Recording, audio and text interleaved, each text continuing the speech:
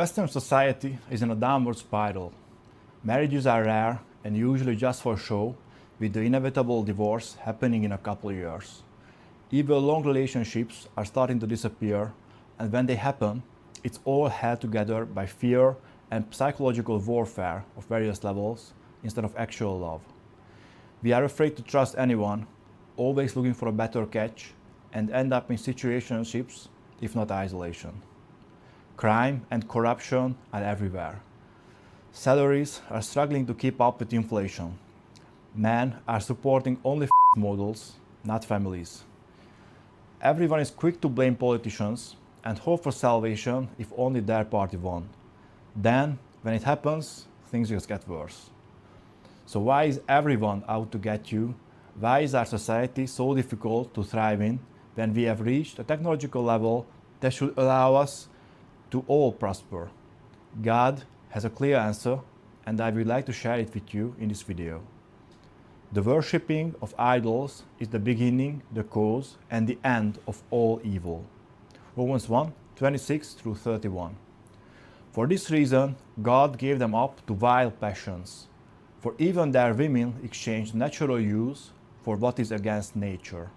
Likewise, also the men, leaving the natural use of the woman, burned in their lust for one another, man with man, committing what is and receiving in themselves the penalty of their error which was due.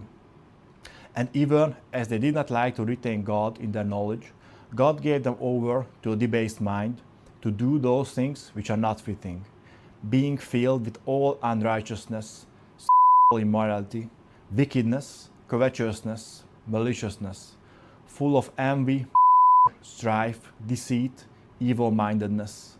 They are whisperers, backbiters, haters of God, violent, proud, boasters, inventors of evil things, disobedient to parents, undiscerning, untrustworthy, unloving, unforgiving, and unmerciful. Does this sound familiar? It does to me. I recognize my past self clearly. And perhaps you can think of a couple examples in your life as well.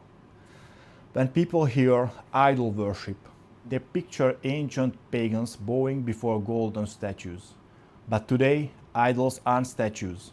Idols are anything we put above God. Anything we trust in for happiness, power, or salvation.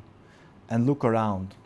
The entire modern world is built on idolatry. Money is an idol. Celebrities and influencers are idols. Sex is an idol. Social media clout is an idol. Your own ego can be an idol. It has gotten to a point where we are worshipping things that don't even exist in the physical world. Likes, follower counts, views, entries in a database manipulated at will. So how can you escape this?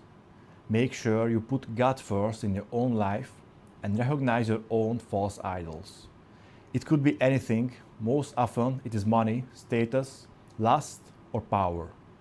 This does not mean that you need to withdraw from the world to live life on permanent monk mode. Rather, it means that you need to make sure that God is at the center of your life, and His will is the main factor in your decisions.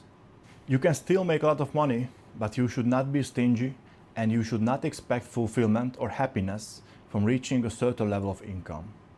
Most importantly, you should not do evil just to get more money. Men and women belong together, but not just to have something more exciting for the weekend or to boast to your friends, but to build a life together. The same applies to all other natural desires. You get the idea. It's also great to surround yourself with people who also put God first. Faithless people will betray you in difficult situations and make your life harder as a consequence of their own sins. Bad habits and negativity will absolutely rub off on you. Of course, some are better than others, and if you know some solid people, cherish them even if they do not believe. You should, however, try to spread your faith among them, as it is a great benefit to them and also to you. Guys, this is serious. My story would have ended in a dark way a long time ago had I not followed some Christian influencers and encountered some Christian friends along the way. Everyone else will be against you when push comes to shove. And it's not just me. Every man trying to escape the lies of the Matrix will face the same battle. The only way out is through God.